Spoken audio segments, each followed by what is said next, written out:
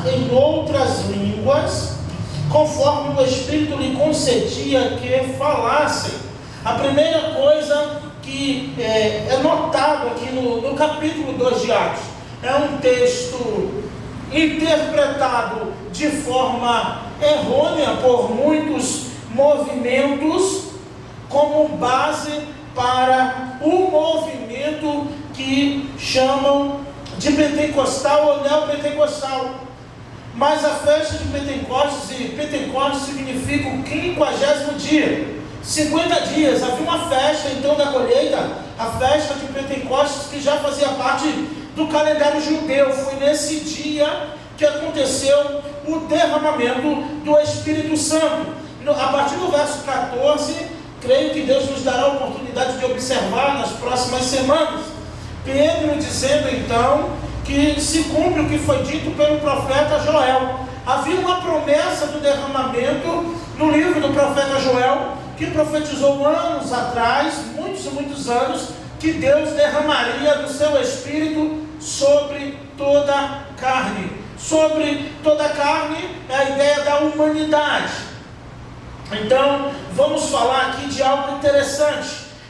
Um avivamento que acontece entre os discípulos, aproximadamente 120 discípulos, em um local, orando sem cessar, orando dioturnamente, aguardando a promessa de Jesus do Espírito Santo. Jesus disse que era para que eles ficassem em Jerusalém. E então, durante esses 10 dias, após a ascensão de Jesus, no 10º dia após a ascensão de Jesus, cumpre-se o dia de Pentecostes. O interessante, já falando do Espírito Santo, é que principalmente, tanto no Antigo quanto no Novo, é a mesma pessoa.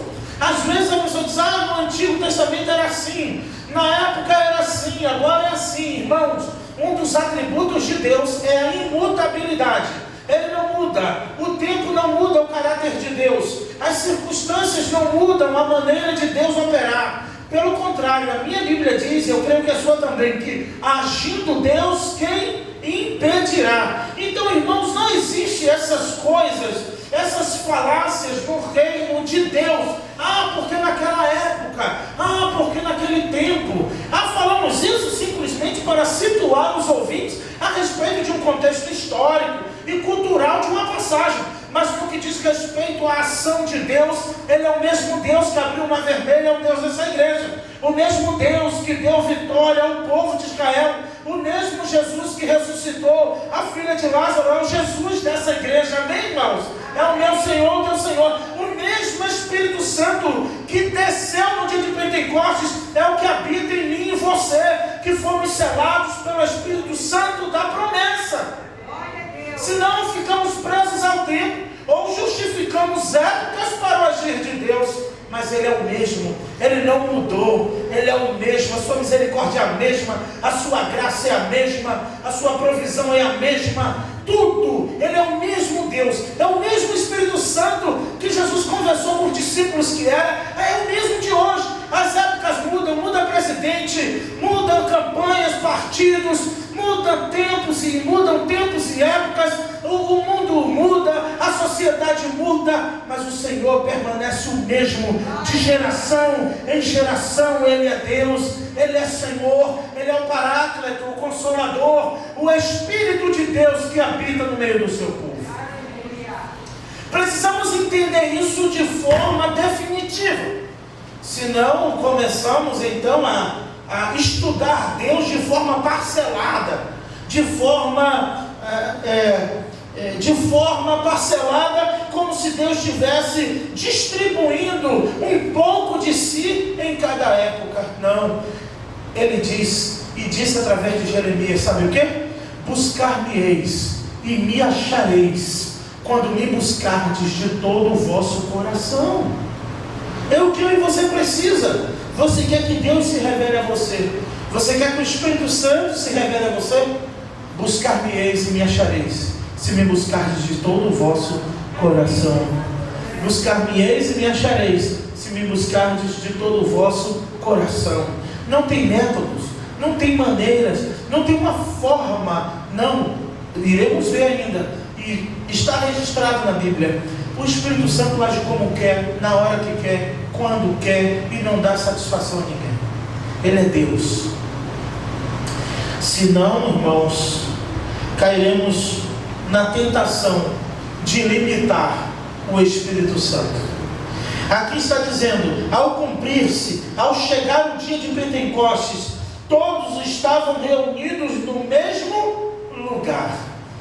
Irmãos, aqui já é um princípio, e na igreja primitiva, na igreja de Atos, registrada em Atos, que é a igreja primitiva, as igrejas, na verdade, que foram sendo fundadas aqui em várias cidades, pelos judeus, pelos gentios, o que marcou a geração primitiva, o que marcou essa igreja, sobretudo, e vocês vão ver ainda no capítulo 2, é a unidade, a comunhão. O salmista já disse que na comunhão o Senhor ordena a bênção e a vida para sempre. Naquele momento, aqueles 120 varões, mulheres também, tinham que deixar de lado tudo aquilo que divergia um do outro por um propósito maior, que era a descida do Espírito Santo. Eles precisavam então, aqueles 120 homens e mulheres ali reunidos, focar só em uma coisa: na promessa do Espírito Santo. E o que a igreja hoje, a PIB da Cancela ou qualquer outra igreja, talvez que você frequente ou que você é membro, precisa é focar na promessa de Jesus. A mesma ele fez dizendo que o Espírito Santo iria descer, e desceu, mas ele nos deixou uma outra promessa, que voltaria para buscar a sua igreja. O que temos em comum quando reunirmos neste lugar, o que devemos ter em comum quando estivermos juntos, é a promessa de que Jesus irá voltar para buscar o seu povo. E quem dera que ele nos encontre como os discípulos no dia de Pentecostes, hein? Todos juntos orando e clamando por essa promessa. Irmãos, preste atenção, como igreja, como membro individual, nos reunimos semana após semana, quarta, domingo manhã, domingo noite, mas qual o objetivo em comum? Qual o objetivo da comunidade inteira? Qual o objetivo de todos nós aqui nesta noite? Há um objetivo comum, ou cada um veio com uma demanda pessoal e particular em seu coração? Irmãos, isso de fato impede a ação extraordinária do Espírito Santo de Deus. Acontece o ordinário muitas vezes, o pão de cada dia. Acontece muitas vezes a bênção, a vida, o ar, a alegria, a graça comum. Mas o que impede muitas vezes que um milagre, que uma ação miraculosa aconteça no meio de uma igreja, no meio de um povo, para que seja notável diante de toda a comunidade, como a de Pentecostes, é estar reunidos em um só propósito, por um só motivo e por uma só causa. Já pensou, irmãos, fizermos uma campanha de 6 meses, culto de quarta, domingo manhã, domingo noite, oração, só na promessa de Jesus que iria voltar para buscar a sua igreja? Não, mas eu tenho um pedido de oração. Não, a oração aqui é para Jesus voltar, porque no dia de Pentecostes foi assim, a oração daquele dia ou daqueles 10 dias, e Jesus não falou quantos dias eles iriam ficar orando, mas a demanda da oração daqueles 120 varões era a promessa do Espírito Santo, o derramamento do Espírito Santo. Eu não sei como eles faziam, se cantavam um corinho também, se tinha uma liturgia como essa, mas eu sei que a demanda era essa: derrama, Senhor, derrama, Senhor, derrama do teu Espírito. O Senhor prometeu: derrama, Senhor. E uma hora, irmãos, os céus se abriram, as janelas dos céus se abriram, e Deus, em sua plenitude, através da pessoa do seu Espírito Santo, encheu aquele lugar, e aqueles homens foram cheios do Espírito Santo de Deus. Eles estavam reunidos, unidos com a mesma demanda. A demanda era esta: o derramamento do Espírito Santo. Precisamos nos reunir, e aqui é um alerta também para mim como pastor. Precisamos nos reunir muitas vezes com demandas específicas. Precisamos cultuar todos juntos, 120, tem 200. A demanda de hoje é a promessa de Jesus de voltar para buscar o seu povo. Talvez, se avisar antes essa demanda, o culto fica um pouco mais vazio. Tudo bem, a gente não avisa, faz surpresa. Chega no dia e diz: o culto de hoje é sobre a descida, sobre a volta de Jesus. E aí, irmãos, teremos tudo em comum, porque você talvez vai falar assim: ah, mas eu tinha algo tão importante para pedir a Deus hoje. Ah, mas eu tinha uma situação tão urgente para Deus fazer, e agora eu vou ter que abrir mão disso para pedir para Ele voltar para buscar a sua igreja. Mas o que eu vim pedir hoje, ou o que eu estou precisando, ou o que eu estou passando, não dá para esperar Jesus voltar, não. Tem que ser antes dele voltar. E o que tem acontecido, irmãos, em muitas igrejas, em nossa denominação, em nossa liturgia, em nossas liturgias de modo geral, na igreja evangélica brasileira, não está experimentando milagres mais. Você não vê mais tanta gente levantando da cadeira de rodas, se for é comprado. Você não vê mais ninguém jogando moleta fora, se for, vai depois que foi comprado.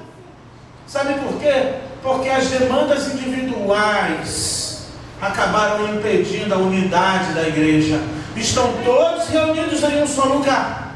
Aqui tem vários irmãos, mas quem sabe cada um não veio com a demanda em sua mente, em seu coração.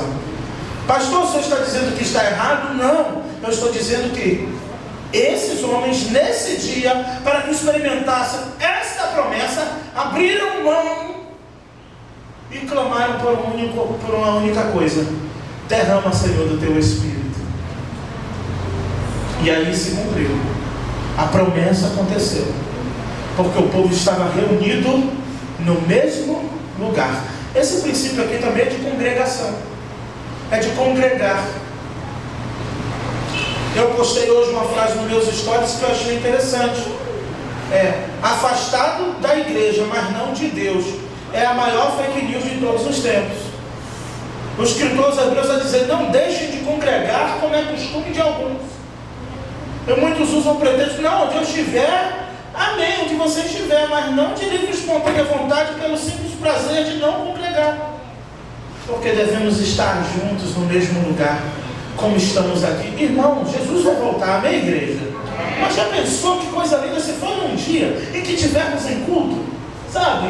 Já pensou se for um dia em que estivermos adorando, num momento ministerial? Porque alguma coisa a gente vai estar fazendo, ou vai estar... Quem estiver mexendo no celular está frito. Mas se alguém tiver... Estou brincando de salvação, ainda bem que salvação não é pelas obras, senão no dia que quem tivesse no celular não ia. Mas estou falando assim, irmão, está orando, está clamando, está cantando, e de repente os céus se abrem, sabe? É aquela convicção de fé de que Jesus de fato irá nos levar. Eu queria falar sobre isso, sobre unidade, sobre estar reunido no mesmo lugar. Mas não só foi isso. Eles estavam reunidos no mesmo lugar e com o mesmo propósito. Não adianta estar reunido no mesmo lugar com propósitos diferentes. Vá no Fla-Flu, no Maracanã, para você ver. Todos reunidos no mesmo lugar, com objetivos diferentes. Dependendo do resultado, alguém sai esmagado. Mas estão no mesmo lugar, uma multidão de pessoas.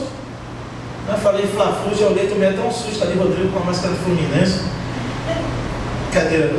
Então, irmãos, podemos observar justamente isso, que eles estavam reunidos no mesmo lugar. Observem isso no verso 1, isso é princípio. Isso é um princípio que vai nortear todas as ações do Espírito Santo no livro de Atos.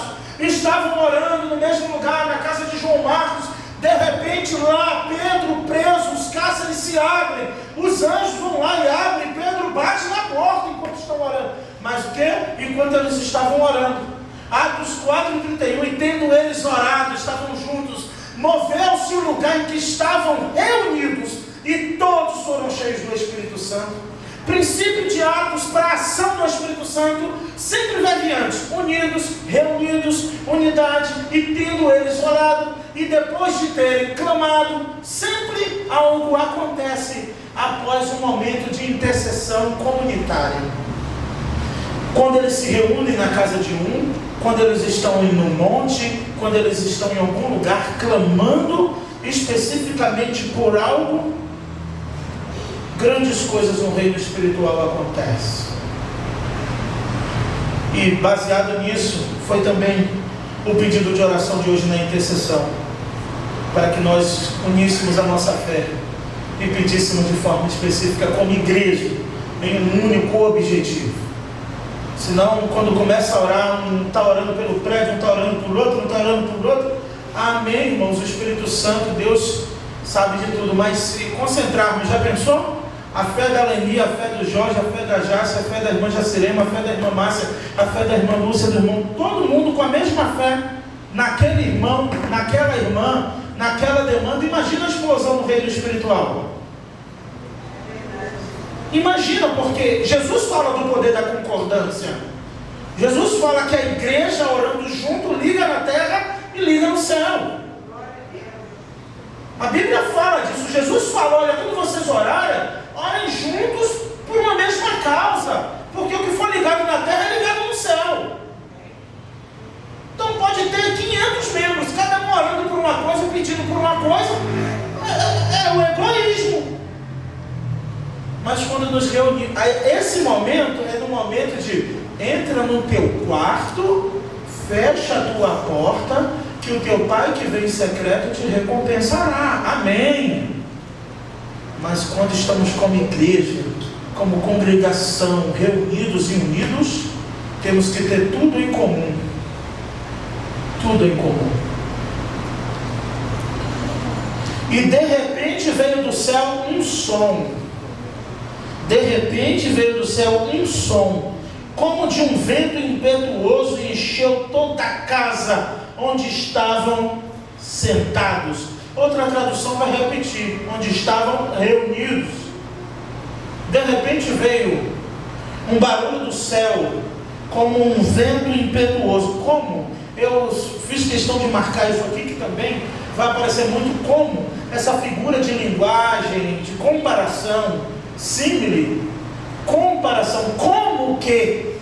Não é, é como se fosse, tá?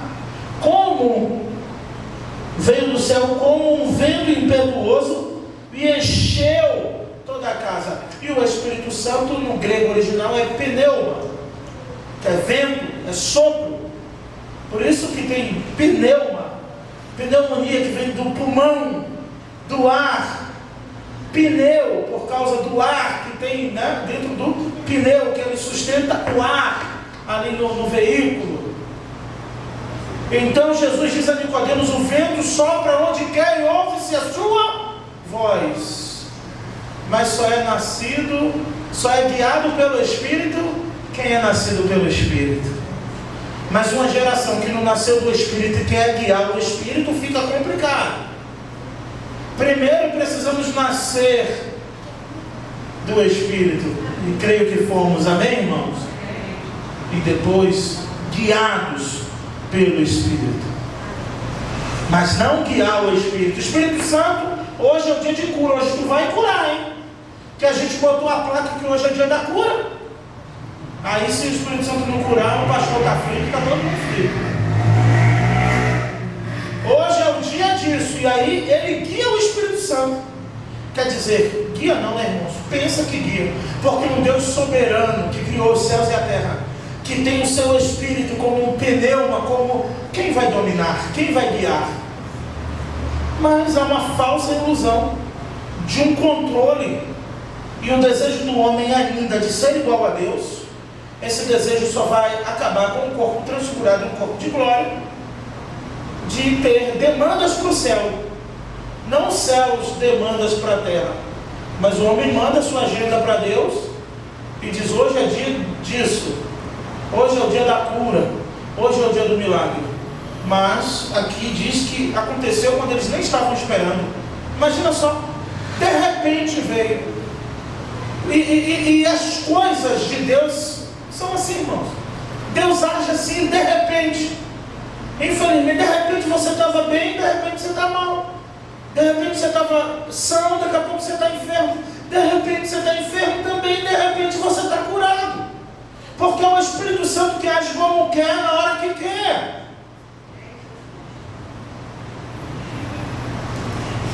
De repente você dormiu bem, acordou congestionado, gripado, com febre. Nunca aconteceu isso.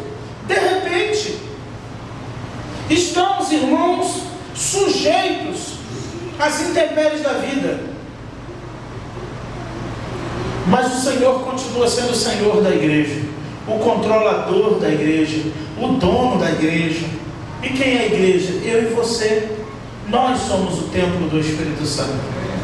E de repente aqueles homens clamando, orando, e de repente veio do céu um som, como de um vento impetuoso, e encheu toda a casa onde estavam sentados. E apareceram umas línguas como de fogo. Outra símile de comparação, como que de fogo,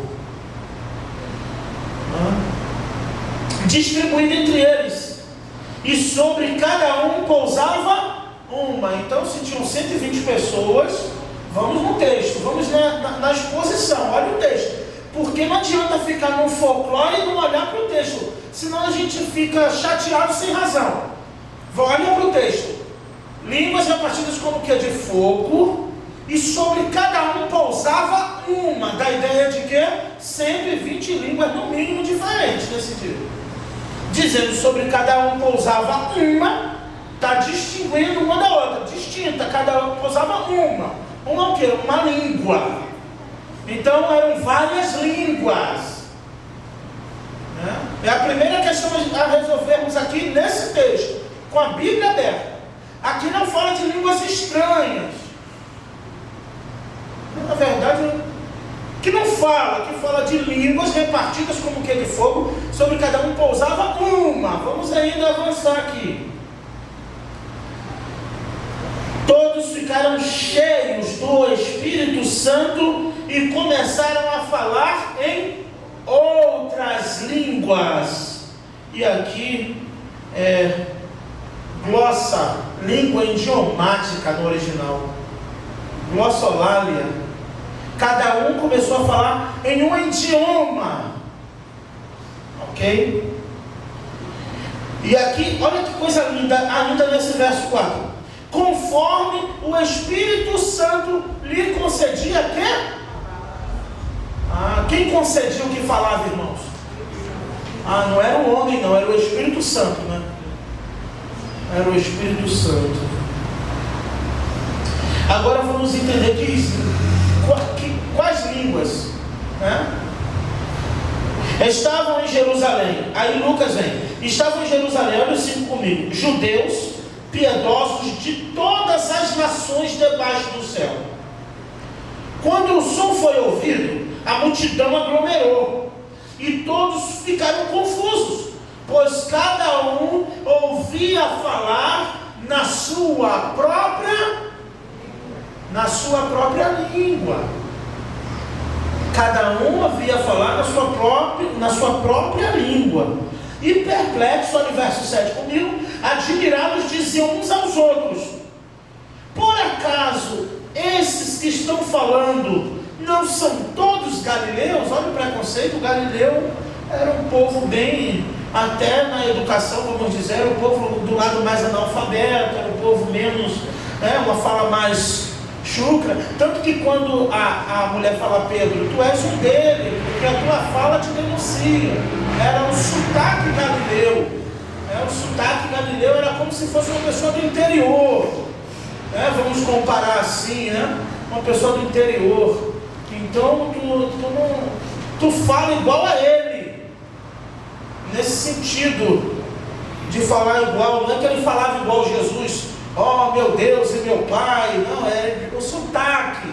O teu sotaque é igual ao dele, de galileu, de homem simples, sem cultura, indouto.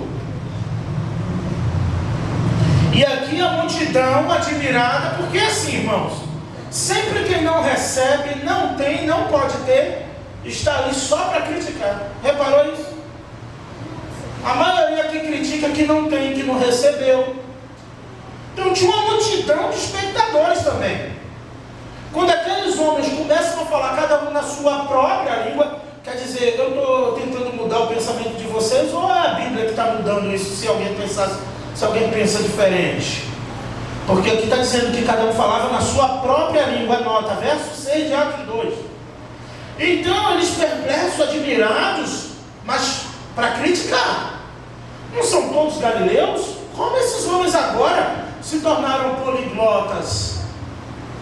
Como Como agora eles estão falando em outras línguas e um entende o que o outro diz? Esse foi o mistério do derramamento do Espírito Santo. Pastor, o senhor crê no Espírito Santo demais. O senhor quer ser cheio toda hora.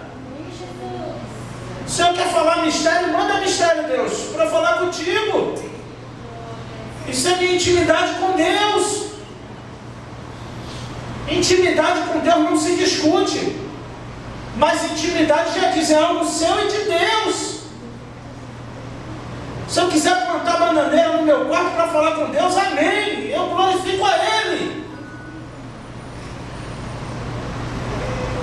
Mas é a minha intimidade com Deus. Aqui os homens viram, ficaram pasmos, admirados, dizendo, olha, eles são todos galileus? Como pode agora cada um falar uma língua diferente? Então vamos avançar para o verso 8 para resolver essa temática do dia de Pentecostes, que de uma forma também definitiva aconteceu. Irmãos, eu vou dizer uma coisa para vocês aqui antes de avançar para o verso 8, e eu creio que ainda tem alguns minutos. Homem nenhum, agora tem até apóstolo mirim, vocês já viram agora?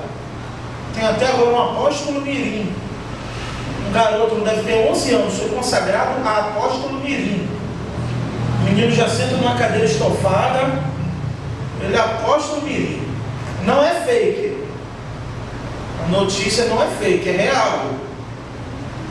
Homem nenhum tem o poder, o controle do Espírito Santo em sua mão, em seu microfone, em sua boca. Homem nenhum tem o poder de derramar Espírito Santo sobre a vida de alguém.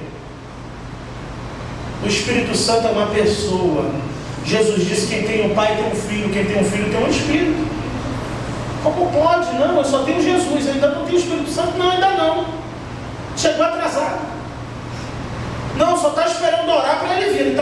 O Espírito Santo está igual na seleção, né? Só esperando o momento de você orar para ele entrar. Está no aquecimento do culto.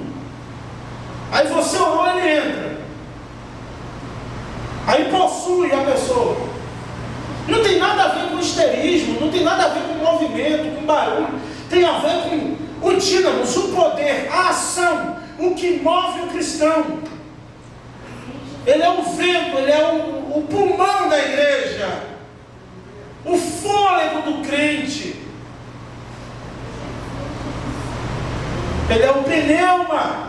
Aleluia. Pneuma. Glória a Deus. Aqui em Atos ele é o pneuma, o vento impetuoso, que ninguém vê, mas sente, que ninguém pode tocar, mas você sabe quando está ventando e quando não está. Assim o Espírito Santo na vida do cristão.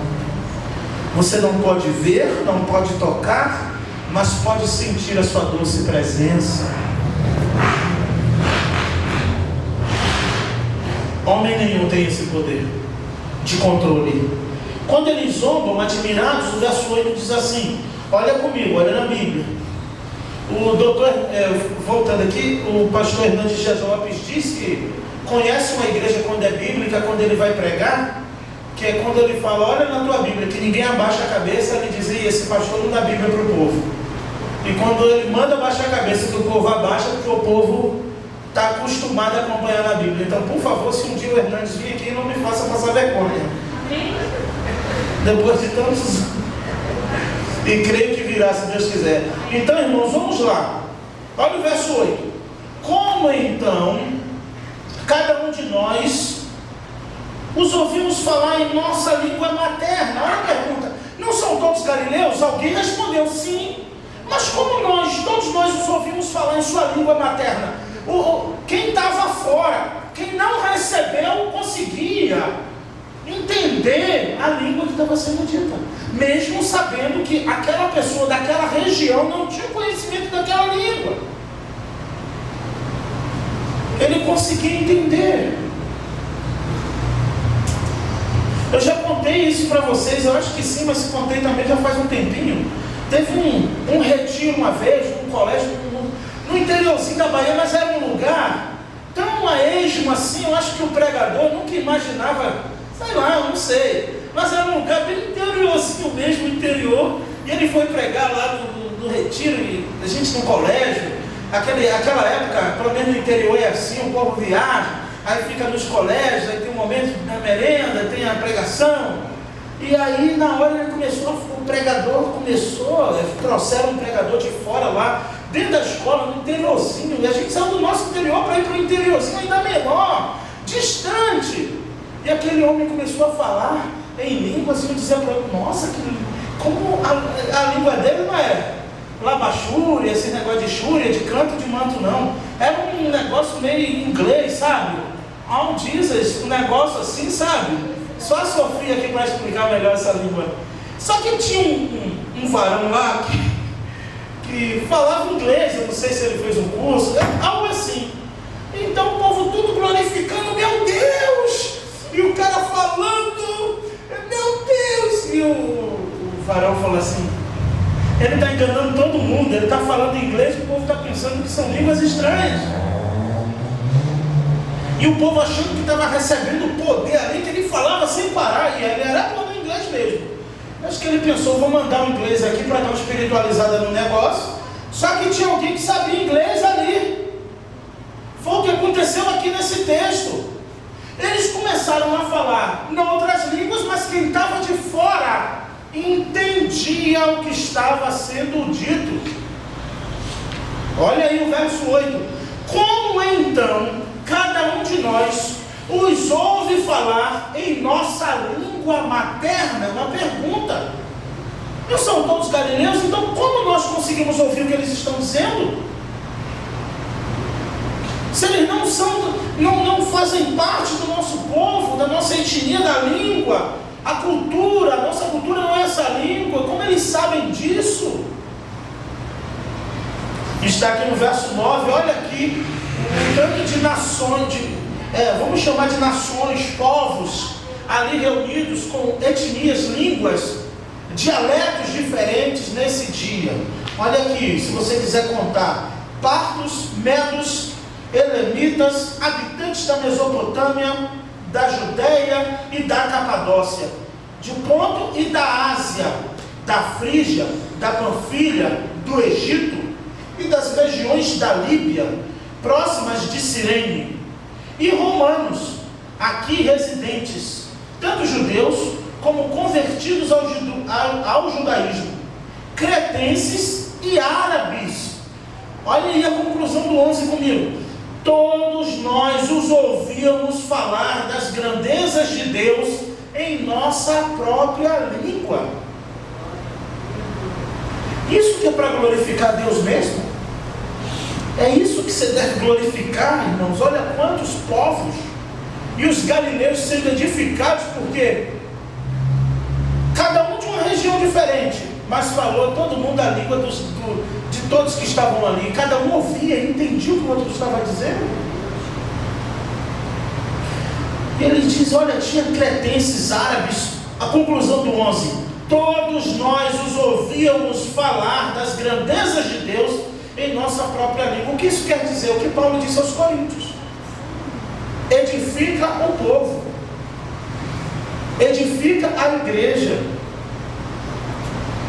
edifica, porque todos ouviam falar de quê? Não foi algo misturado, algo sem entender. Eles ouviam e entendiam as grandezas de Deus. Esse é o motivo, e deve ser o motivo, da igreja reunida: falar a mesma língua, para que todos sejam edificados. Ainda que o Espírito Santo, na sua multiforme graça, trabalhe na vida de cada um de uma maneira, a resposta à sociedade, à comunidade, aos incrédulos, tem que ser a mesma língua de um povo que, quando se reúne para falar das grandezas de Deus, não para mostrar a sua grandeza, os seus dons, os seus dotes, naquilo em que é bom. Não, se reúnem para falar das grandezas de Deus. Que todas as vezes que você vem a esta casa de oração, venha para falar a mesma língua que o teu irmão, as grandezas de Deus. E se todos nós pensarmos assim, esse povo aí fora será impactado com o mover do Espírito Santo nessa igreja. Eles não vão ver fogo, eles não vão ver brasa, eles não vão ver Shekinah. Eu nem quero. Quando o povo canta pedindo Shekinah, eu intercedo, eu entro na frente e digo: Deus, não manda não, que a Shekinah é o fogo abrasador, o consumidor de Deus. Se Deus mandar sua Shekinah, queima todo mundo, até os bancos. Não fica ninguém, então eu não quero ser queimado. Amém, irmãos? Eu quero só sentir a brisa suave do vento do Espírito Santo. Para mim já é o suficiente. Então, irmãos, devemos nos reunir para falar das grandezas de Deus. E aqui, olha o 12 comigo. Perplexos e pasmos, todos diziam uns aos outros: o que isto quer dizer? E os outros, zombando, diziam: eles estão embriagados com vinho, eles estão cheios de mostos, eles estão bêbados. É isso que está acontecendo.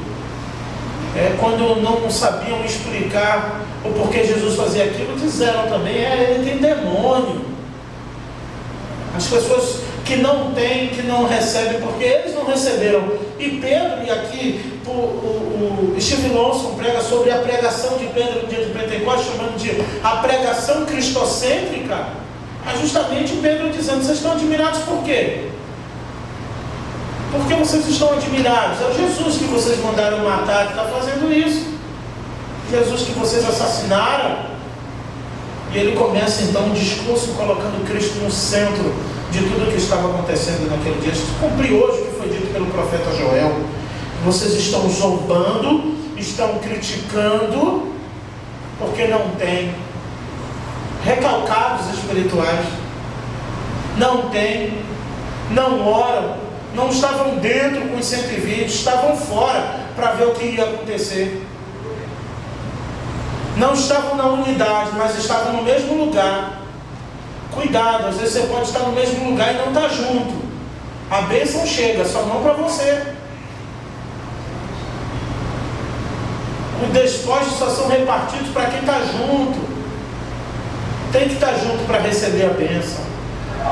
Senão vai chegar um dia, de tanto ouvir a promessa, você pode não acreditar. Mas no dia que acontecer, você vai ficar igual esses homens aqui, de fora, criticando. Tem pessoas, irmãos, que e esse povo aqui desse culto só foi para ver o que ia dar errado. Eu acho que eles ficaram os 10 dias do lado de fora e os 120 lá dentro. E ali na expectativa do que ia dar errado. E aí, quando acontece um milagre, eles ouvem falar na sua própria língua, mas não quer reconhecer. Vê o agir de Deus, mas prefere criticar. Acho que pensa que vai dar crédito aos apóstolos. Acho que pensa que vai dar moral aí. Não vou dar moral não. Eu vou criticar. Ou então critica. Quando Deus age, fica quieto. Quando Deus age, deveria glorificar. Mas tem gente que não, que nasceu, ele vai ficar 50 anos na igreja, vai morrer, vai ter um culto fúnebre para ele bonito, cantando salmos, cantor cristão, mas ele foi a vida toda só para criticar. Ele tem dificuldade de abrir a boca para glorificar. Mas ele está ali. Ele fica até o último dia da promessa, ele não abre mão, não arrega o pé. Mas não glorifica, e no dia de glorificar, falta. No dia de glorificar, fica quieto. Finge que não vê, assovia, olha para qualquer outro canto.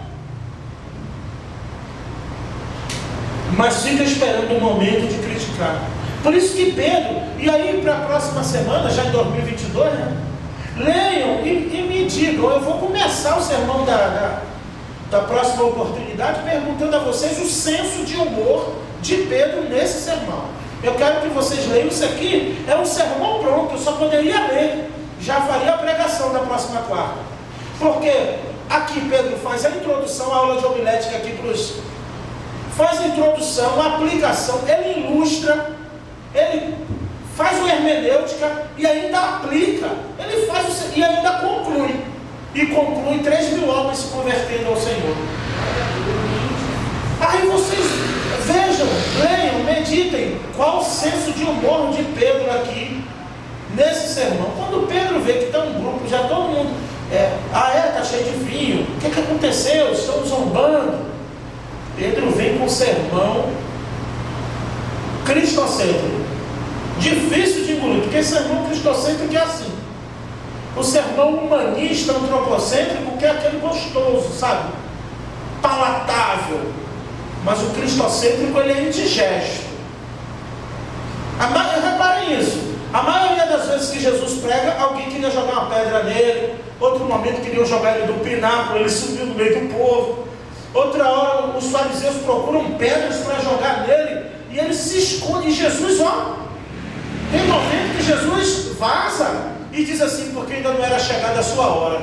Então Jesus diz, não, eu não vou morrer de pedrada. Sumia no meio do povo e eles com a pedra procurando Jesus. O sermão cristocêntrico fez um monte de discípulos abandonarem Jesus e só ficaram 12.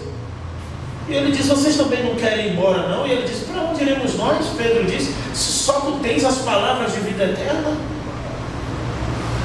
Palavra da terra, irmãos, tem um monte. Palavras terrenas tem um monte. É só estudar a necessidade do povo, igual o político faz. Aquela área ali é uma área que tem um esgoto a céu aberto, é uma área onde tem muitas casas aglomeradas. Então, vereador, o discurso daquela região ali é de saneamento básico, é de minha casa, minha vida. E o povo, ele não vai falar de uma outra necessidade. Mas o sermão cristocêntrico é indigesto. É indigesto porque confronta e transforma as nossas vidas. E aí, são palavras de vida eterna. Porque ainda que você diga, o que me serve para esta vida essa palavra? Essa palavra só serve para me limitar. Eu sou livre. Essa palavra só me serve para me travar, mas eu sou livre. Aqui. Mas te garante a vida eterna. Aleluia. E você já pensou? A gente fala vida eterna, é tão só, mas é para sempre, é onde tu vai viver para sempre, dos séculos dos séculos e dos séculos. Tem noção? Tu vive 50, 80, 100 anos aqui, amém. Eu quero chegar a 100, amém, né? Chegando bem, né? Igual a irmã Noêmia lá, com a mente funcionando, tá legal, né? E para sempre, do sempre, você vai viver aonde? Palavras de vida eterna, que vai te levar para sempre, do sempre. Todos os dias, onde Jesus estiver, onde Jesus for, você vai estar com Ele, promessa do Senhor. Então é melhor, não é, irmãos? Já que tudo acontece de repente conosco, é melhor nos apegarmos às palavras de vida eterna. Então que Deus nos abençoe, que você queira isso, ser cheio do Espírito Santo, ser cheio é viver na plenitude do Espírito Santo de Deus, que você sinta essa brisa, esse vento impetuoso na tua vida, te dando intrepidez, encorajamento, e que você tenha um desejo de estar reunida no mesmo lugar, e você sentirá a doce, forte presença do pneuma na tua vida, do Espírito Santo de Deus. Que Deus abençoe.